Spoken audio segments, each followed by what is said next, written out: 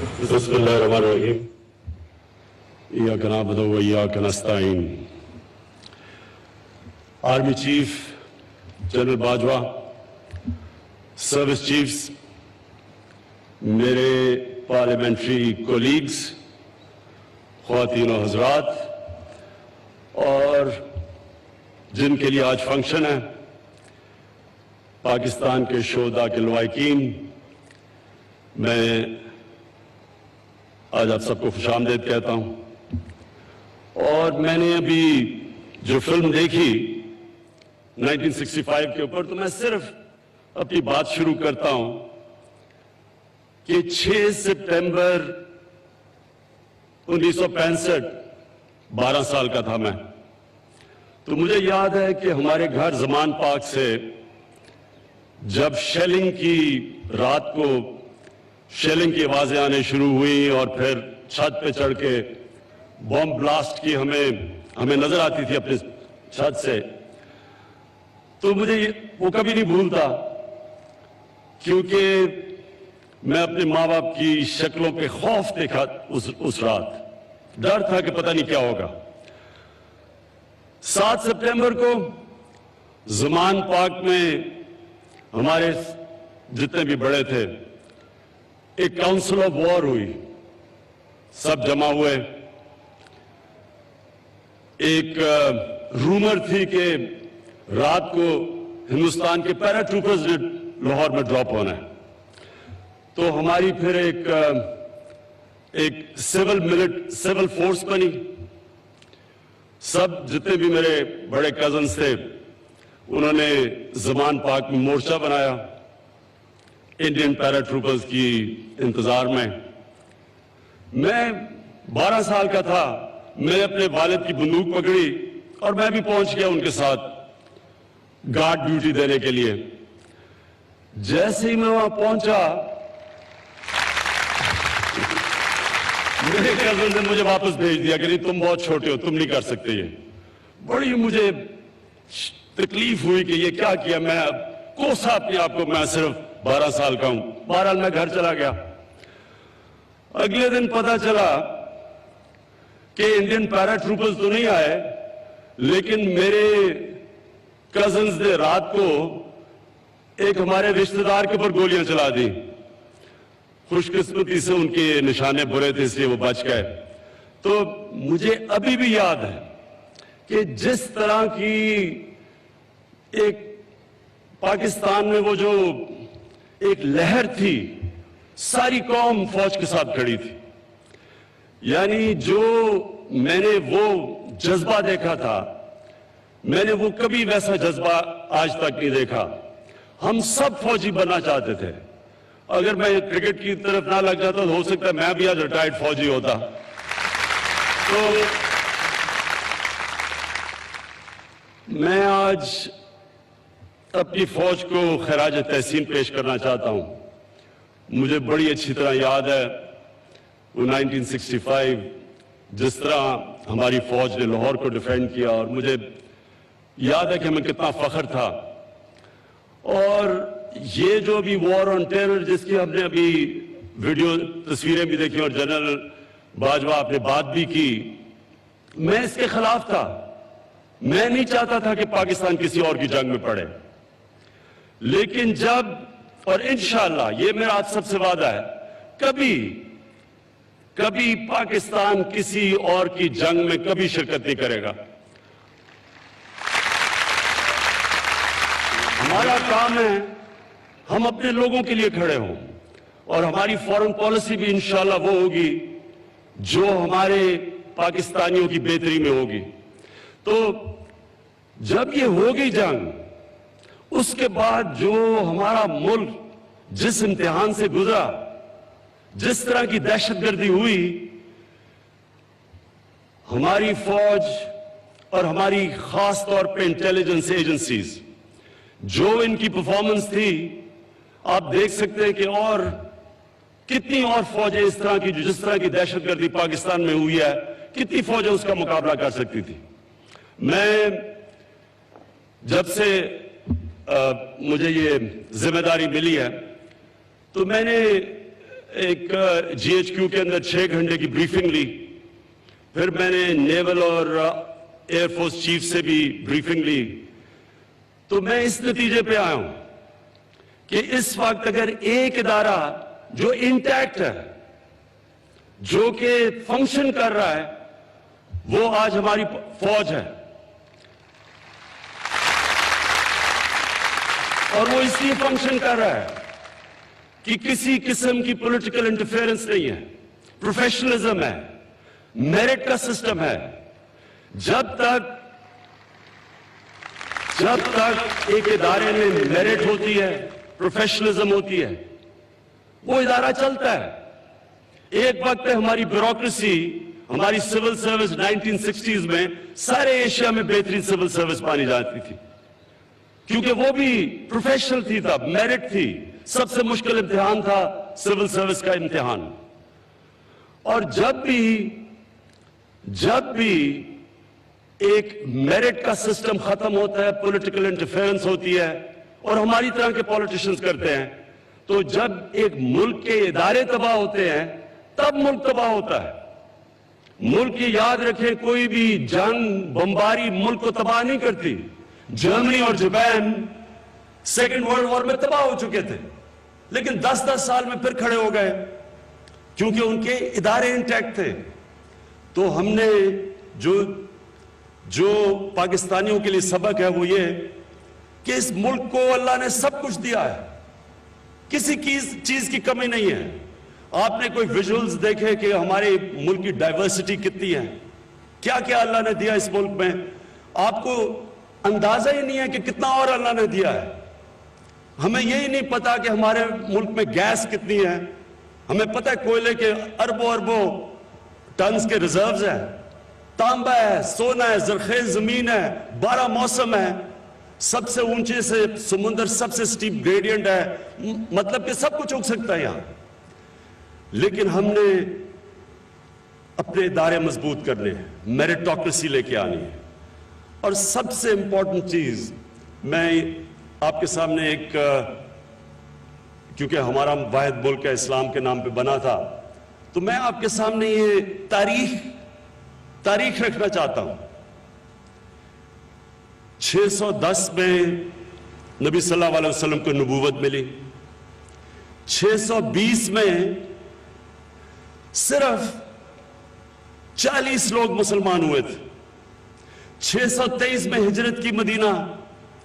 625 میں جنگ بدر ہوئی, جدھر صرف 313 لڑنے والے تھے. 625. 636 میں یارموک میں 80,000 سے 1,00,000 رومن ایمپائر کی فوج جنگ یارموک میں شکست کھاتی ہے مسلمانوں سے. اور پھر 638 میں جو دوسری سپر پاور تھی پرشین ایمپائر, وہ شکست کھاتی ہے قدسیہ میں. تو یہ سب غور کریں کہ یہ کیا ہوا. وہ دنیا کے عظیم لیڈر, انہوں نے کیا کیا ان لوگوں میں جو کہ کہاں قبیلوں میں بٹے ہوئے, جن کی اہمیت ہی کوئی نہیں تھی, ریگستان میں رہتے تھے. انہوں نے کیا کیا کہ وہ دنیا کی سب سے عظیم سویلائزیشن بن گئے, قوم بن گئے. کئی صدیوں تک دنیا کی امامت کی. ہمیں قرآن میں اللہ کہتا ہے کہ ان کی زندگی سے سیکھو. ہمیں حکم ہے اللہ کا, ہمیں اللہ حکم دیتا ہے کہ ان کی زندگی سے سیکھو. تو ان کی زندگی سے ہم نے کیا سیکھا؟ یہ واحد ملک تھا جو اسلام کے نام پہ بنا تھا. ان کی زندگی سے ہم نے یہ سیکھا کہ ایک لوگ ایسے اٹھتے ہیں جب وہ قوم بن جاتے ہیں. بٹے ہوئے قبیلوں کو انہوں نے اکٹھا کر کے قوم بنا دیا. اور انہوں نے کیسے قوم بنایا؟ ہر انسان کا سٹیک ہو گیا اس قوم کا حصہ بننے میں. جب ایک انسان کو انصاف ملتا ہے, مطلب یہ کہ طاقتور کمزور پہ ظلم نہیں کر سکتا. جب ایک کمزور یہ سمجھتا ہے کہ ریاست میری حفاظت کرے گی. اگر میرا طاقتور سے مقابلہ ہو گیا تو وہ پھر اس ریاست سے جڑ جاتا ہے, وہ قوم کا حصہ بن جاتا ہے. جب وہ یہ سمجھتا ہے کہ ریاست میں اگر کمزور ہوں میری مدد کرے گی, جو پہلی دنیا کی تاریخ کی فلاحی ریاست بنائی تھی نبی صلی اللہ علیہ وسلم نے, میرٹ کا نظام لے آئے, جو اچھا کرتا تھا اوپر آ سکتا تھا. یہ نہیں کہ صرف ایک ایلیٹ کے لیے ایک ملک بنا ہوا تھا. اور انہوں نے تعلیم کے اوپر زور دیا. کوئی قوم تعلیم کے بغیر نہیں اٹھتی. وہ پرنسپلز انہوں نے سیٹ کیے تھے, وہی پرنسپلز آج جو ہمارے مسئلے ہیں پاکستان کے, انہی پرنسپلز پہ یہ ملک اٹھے گا. ہمارے بڑے مسئلے ہیں آج, قرضوں میں ملک ڈوبا ہوا ہے, پانی کا مسئلہ ہے, بجلی کا مسئلہ ہے. یہ میں 2-3 ہفتے صرف پریزنٹیشنز لیتا رہا ہوں ڈیفرنٹ ڈپارٹمنٹ سے کہ کتنے مسئلے ہیں پاکستان کے.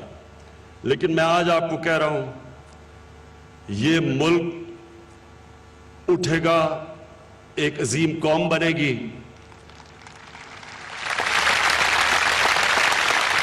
لیکن کب بنے گی؟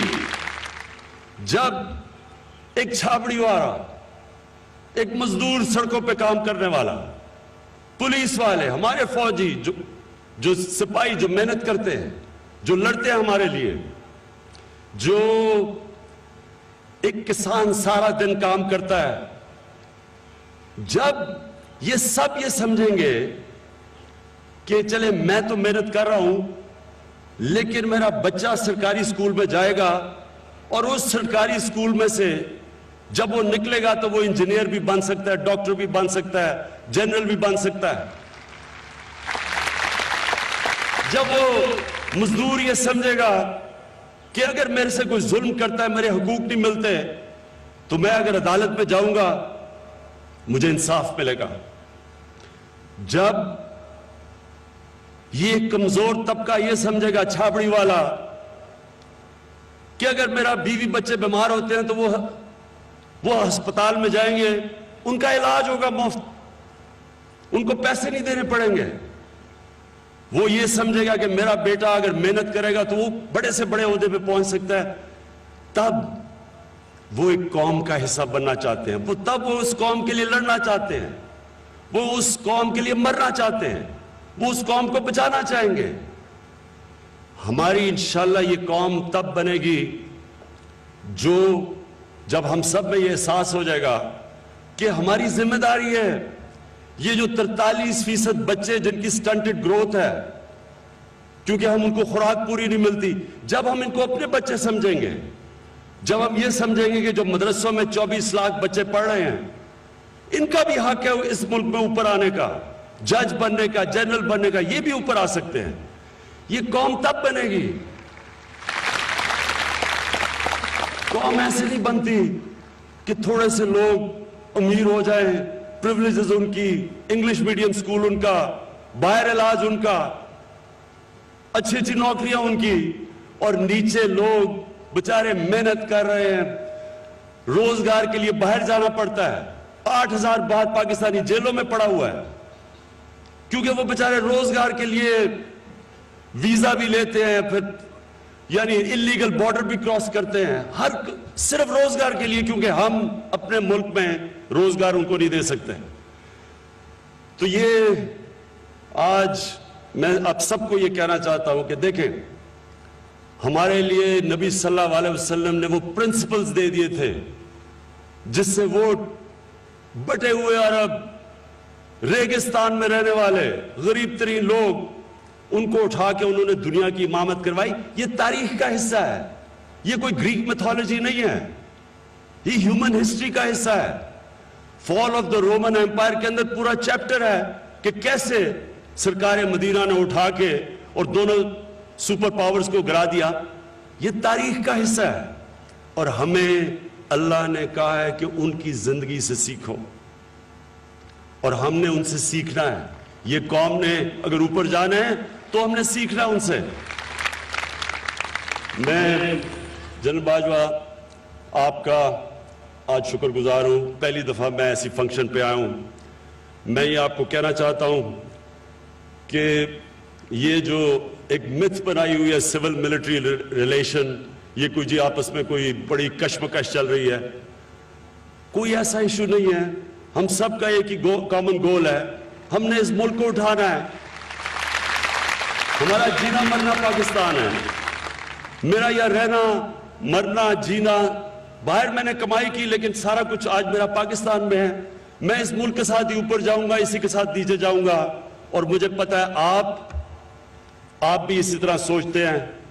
اور پاکستان فوج ایک ادارہ ہے اور انشاءاللہ باقی سارے ملک کے اندر اداروں کو بھی, جو ادارے کمزور ہوئے ہیں ان کو بھی ہم اٹھائیں گے. یہ مثال ہے ہمارے سامنے کہ ایک ادارہ اگر انٹیکٹ ہوتا ہے تو یہ جنگ لڑے ہیں پچھلے 15 سال جس میں سارے ہمارے دشمن کود پڑے تھے, پوری انہوں نے کوشش کی پاکستان میں تقسیم کرنے کی, لڑائی کرنے کی, دہشت گردی کرنے کی, پورا فائدہ اٹھایا جب ہم کسی اور کی جنگ میں گئے. یہ ایک آج پاکستان قوم کی طرف سے آپ کو خراج تحسین پیش کرتا ہوں کہ جس طرح آپ نے اور انٹیلیجنس ایجنسیز نے مل کے ہمیں اس جنگ سے نکالا. میں شہداء کا جو ان کے لواحقین ہیں میں ان کو ایک صرف آخر میں بات کہنا چاہتا ہوں کہ دیکھیں, ہم جب نماز پڑھتے ہیں تو ہم اللہ سے کہتے ہیں کہ اللہ, ایک ہی چیز مانگتے ہیں اللہ سے کہ اللہ ان کے راستے پہ لگا جن کو تو نے نعمتیں بخشی ہیں.